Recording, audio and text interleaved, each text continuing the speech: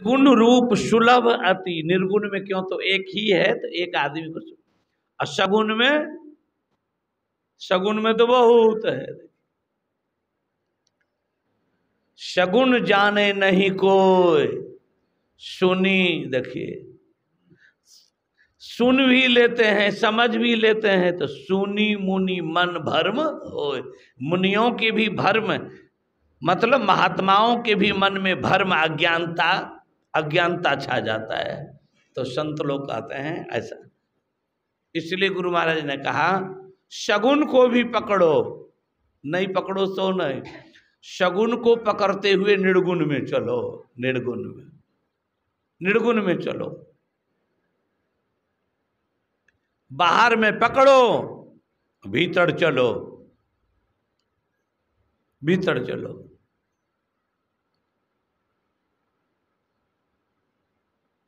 एक बार मेरा भैंस चोरी हो गया था, देखिए 1.5 दिन हो गया, तो पता कहा कि बाबा ऐसा ऐसा भैंस फलना जगह है। भैंस बोलती रहती है, केला के बगीचा में रखता है। तो साइकिल उठाए हम पहुंचे वहां, तो भैंसिया चिन्हे भी भंगट जाए, मतलब भैंस के सींग में भी डुप्लीकेट सींग दे दिया, डुप्लीकेट सींग। तो भैंस हमको देखे तो बोले भी, कि बोलती तो है लेकिन इस सींग से ही, सींग तो पता नहीं है, देख लीजिए। इतने नहीं, जिसके भैंस थी चालू था, देखिए भैंस के शरीर में लट्ठा दे करके दूसरा उसमें रुआ सेट कर दिया था। देखिए भैंस थी कैली तो काला बाल सेट कर दिया था, तो उससे भी भर्म होता था। देखिए अब भैंस का सींग ऐसे था, हाँ, लेकिन इतना बड़ा बड़ा नहीं था। वो इतना बड़ा खोलिया वाला लगा दिया था ना, हम कहे ये तो नहीं है भाई, लेकिन भैंस बोले जरूर। तो हम दू शंका कर कि भैंस कैली थी, ये तो बिल्कुल काली काली है, डार भी बड़का बड़का। तो हम देख लिए, दूरे से चले, तब भैंस और गड़झाट करने और बोलने लगे। दूसरे गए वहाँ, कुछ पहचान के लोग थे, हमने कहा देखिए, कहा कि खबर मिला है भैंस चोरी हो गया है कैली रंग।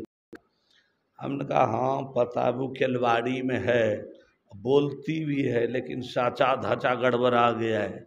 सींग छोटे छोटे था, खड़ा था, लेकिन अब इतना बड़ा बड़ा हो गया है कि पते नहीं चलता है। एक तो ये है, भैंस की रंग कैली रंग का है, वहाँ तो बिल्कुल काली हो गई है। सजा, फूल सजा दिया था, फूल एकदम, हाँ देख, माथा पर फूल दे करके। तब वो गांव के लोग बतलाया, कहा देखिए ये बड़ा चालू है, सींग में खोलिया पहना दिया है और लट्ठा साट करके काला बाल सेट, यही रोजगारे करता है वो। भैंस बोलती है ना, कहा देखिए, तब केला होकर के भी गए, हम भी गए। देखिए लाठिए से डुप्लीकेट सींग को अलग में क्या लगता है, मारा हुड़ा तो निकल गया सींग से सींग, दोनों सींग को गिरा दिया। हम कहा अरे राम री, हमरे है, ये हमरे है। देख तब हुड़ा मारा ना तो वो लट्ठा साटा था। हम कहा अरे राम रे राम, इस भैंस के शरीर में साट करके ही। पुलिस मंगाया गया, छानबीन किया, पकड़ा, उसको पकड़ा गया, पूछ जांच हुआ, कहा हाँ ये भैंस मैं तो नहीं लाया हूँ, मेरे फुफेड़े भाई ने पहुँचाया। कहा इतना इसमें रंग पेंट कौन किया है, कहा ये तो मैं किया हूँ, ये मैं किया। मतलब शगुन में बहुत भर्म है, निर्गुण में कोई भर्म, निर्गुण में कोई भर्म नहीं है। निर्गुण में कोई काट छांट भी, निर्गुण में कोई काट छांट भी नहीं है। तो संत लोग कहते हैं सरगुण की सेवा किया जाता है। देखिए, निर्गुण का ज्ञान किया जाता है, उसको ज्ञान में पकड़िए, ज्ञान में जानिए। और जिस वस्तु का ध्यान किया जाता है वह शरीर संबंधी नहीं है, उसका कोई आकार नहीं है, कोई आकार नहीं, उसे शून्य ध्यान कहते हैं। और शून्य ध्यान जब करते हैं भजन करने वाले, तो उसमें सबका मन मान जाता है, सबका मन मान जाता है। शून्य ध्यान सबके मन माना, तुम बैठो आत्म अस्थाना। तब हम अपने आत्मा के अंदर ही पूर्णतः एकाग्रता को प्राप्त कर लेते हैं। जीवन की चंचलपना, थोथा ज्ञान समाप्त हो जाता है, तब ज्ञान पक्का हो जाता है।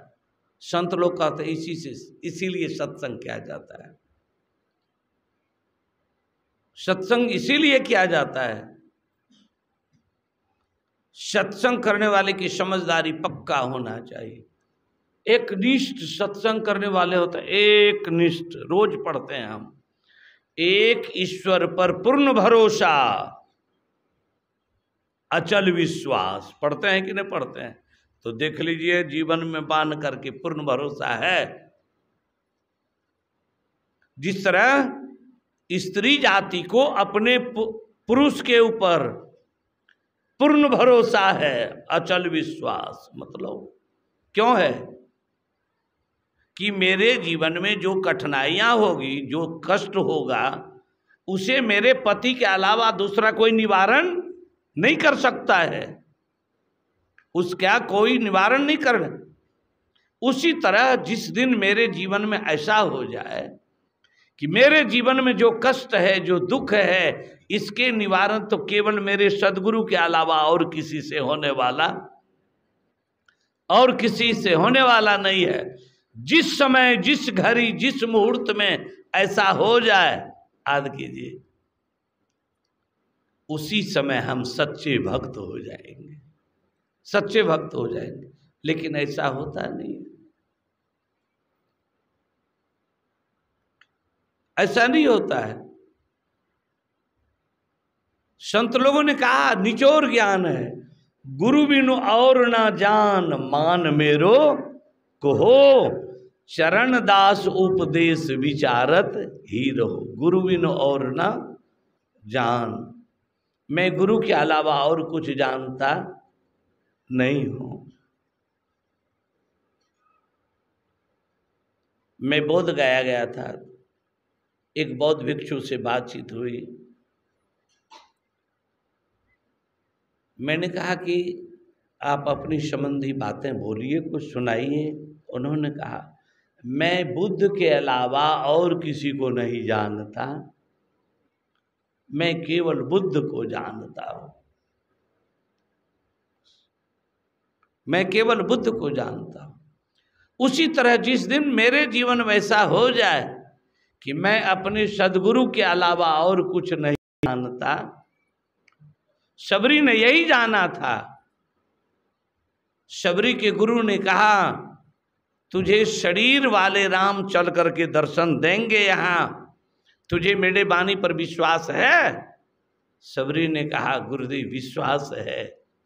कहा दी मेरे वाणी पर तुझे विश्वास है तो राम जी यहाँ चल करके दर्शन देंगे। देखे, शबरी ने बहुत दिन भजन की। ये त्रेता युग की बात है। त्रेता में उम्र कितना लंबा होता था सो देख लीजिए, त्रेता में उम्र कितना लंबा।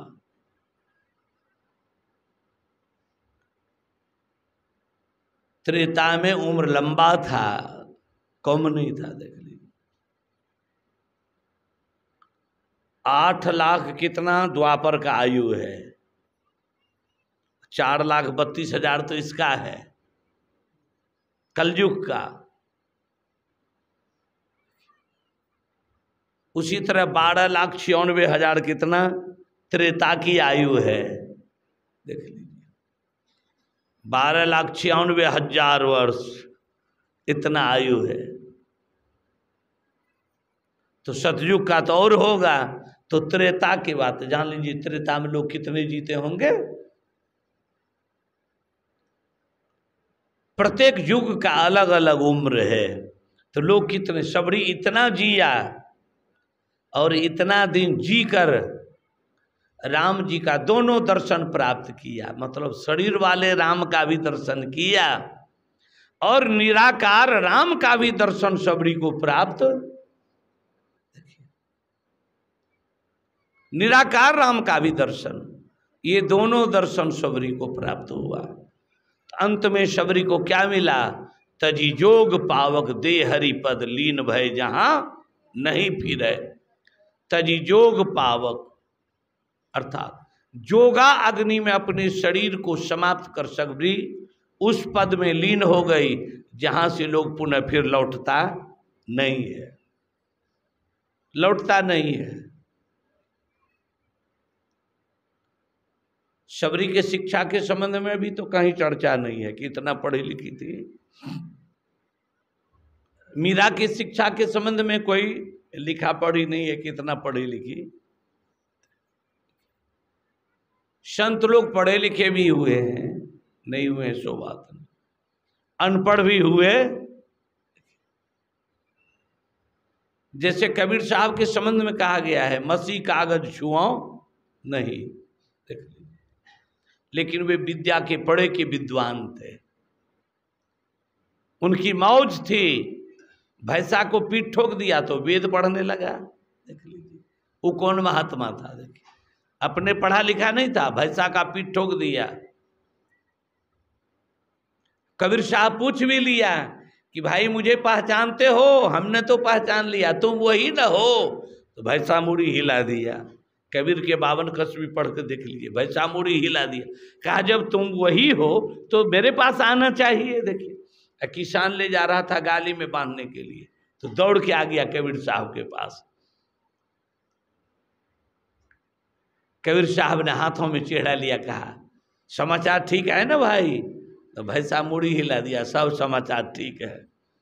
कहा तो सब समाचार ठीक है तो यहाँ वेद के ऋचाओं को पढ़ो। कबीर साहब 3 बार पीठ ठोक दिया, भैंसा धारा प्रवाह पढ़ रहा है। कबीर साहब ने पंडितों से यही कहा, भैंसा भी वेद जानता है, आप लोगों से ज़्यादा ही जानता है, अब इसका स्वागत करो। हमको स्वागत का जरूरी, हमें स्वागत की जरूरी नहीं है, अभिवादन करवाना हमारा नहीं है, अभी भैंसे का करो। अब सब मुँह देखने लगा, रे राम रे राम, भैंसा भी वेद जानता है।